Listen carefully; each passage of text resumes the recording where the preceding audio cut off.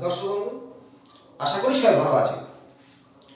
আপনার কি বিশ্ব রাশি বা বিশ্ব লগ্ন, আপনার সম্পর্কে কিছু তথ্য জানাবো এবং যাদের ডেট অফ বার্থ নেই তারা বুঝতে পারবে আপনার লগ্ন বিশ্ব কি রাশি, সেই কারকতা আপনার জীবনে কিছুটা মিলবে।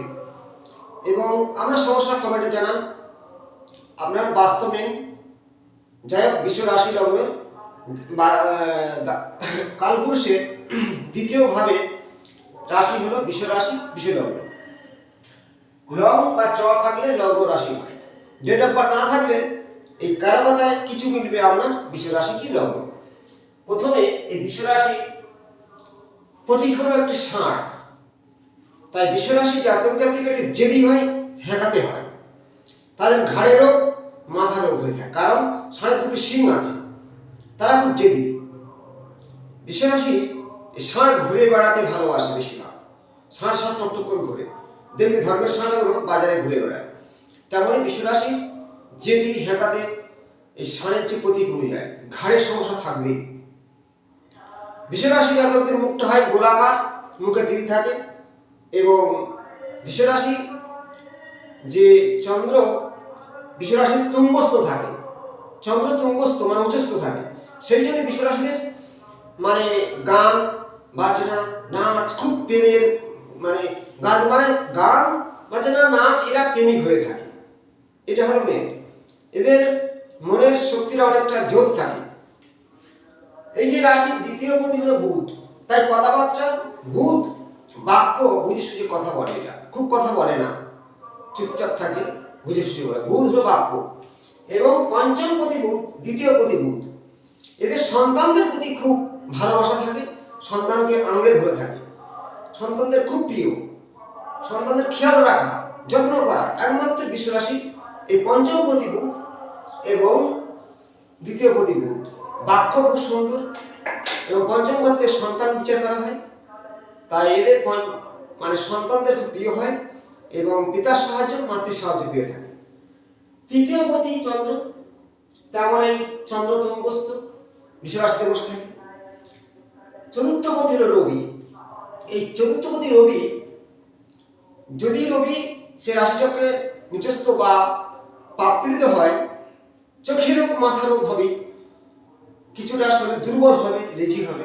রবি ভালো হলে খুব সুন্দর, এরা হচ্ছে কি তেজ জেদ, এদের আকর্ষণীয় থাকবে এবং পিতার সাহায্য পাবে। 4 নম্বর ঘর থেকে আমরা সৌন্দর্য বাড়ি করে, রবির সৌন্দর্য বাড়ি ঘর তৈরি হবে। এ রবি ভালো। ষষ্ঠপতি শুক্র, এবং এই শুক্র ষষ্ঠপতি ও লগ্নপতি বা রাশিপতি। এই ষষ্ঠপতি শুক্র হওয়ার কারণে লোহার পেশনে কোনো গুপ্ত রোগ হতে পারে, কিডনির সমস্যা, লোহার পেশনে কোনো রোগ। কিন্তু সৌন্দর্যের ভোগবিলাসী এদের জীবনটা খুবই সুন্দর হয়ে থাকে।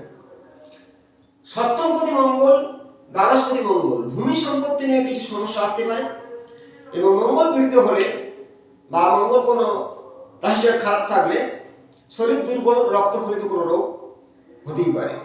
দাম্পত্য জীবনে খুব সুন্দর, স্বামী স্ত্রীর সম্পর্ক খুব ভালো থাকে না, কারণ সপ্তমপতি ও দ্বাদশপতি অনেক সময় ভালো, অনেক সময় খারাপ। অষ্টমপতি বৃহস্পতি, একাদশপতি বৃহস্পতি। অষ্টমপতি বৃহস্পতি, একাদশপতি বৃহস্পতি, এদের মধ্যে যতটুকু আয় ততটুকু ব্যয় দাঁড়ায়, ভোগ বিলাসী পয়সা অর্থ নষ্ট হয়ে যায়। এদের একটু গুরুজনদের কথা খুব একটা না। বৃহস্পতি তো জ্ঞানের কারণ, এরা জ্ঞানকে একটু অজ্ঞানের মতো চলাফেরা করে, কারণ দেবগুরু বৃহস্পতি অষ্টমপতি, আবার একাদশপতি আয়পতি। এদের যতটুকু আয় ব্যয় ভোগ বিলাসে ব্যয় করে দেয়, খুব একটা গুরুজনদের কথা নেয় না, বয়স্কদের কথা নেয় না। এরা জেদি, রাগী হয়ে থাকে। এবং নবমপতি শনি, দশমপতি শনি। নবমপতি মানে ভাগ্যপতি শনি আর কর্মপতি শনি, তাই শনি এদের ভাগ্যে অনেকটা উচ্চ টাইম করে দেয়, শনি এদের ভালো ফল দান করে থাকে। তাই শনি এদের শুভ রং হলো নীল, সবুজ এবং সাদা, এদের সবচেয়ে শুভ রং। এই বিশ্বরাশি 3টি নক্ষত্র থাকে, যেমন 1 নম্বর নক্ষত্র মৃগশিরা। মৃগশিরা নক্ষত্র জন্মে খুব রাগী হবে, জেদি হবে, মঙ্গলের নক্ষত্র। তেমনি এদের মধ্যে যেমন চিত্রা নক্ষত্র জন্ম হলে এদের চিত্রকার, শিল্পী জগতের এই ধরনের কিছু হয়ে থাকে। কোন নক্ষত্র জন্ম তার উপর নির্ভর করবে। এই রাশি বলবো নীল কালারের বস্ত্র ধারণ করবেন। শনি আপনার ভাগ্যকে উচ্চ র্যাঙ্কে তুলবে। বুধ ও সবুজ কালার ব্যবহার করবেন। যদি স্টোন ধারণ করেন নীলা ও পান্না ধারণ করতেই হবে, ডায়মন্ড।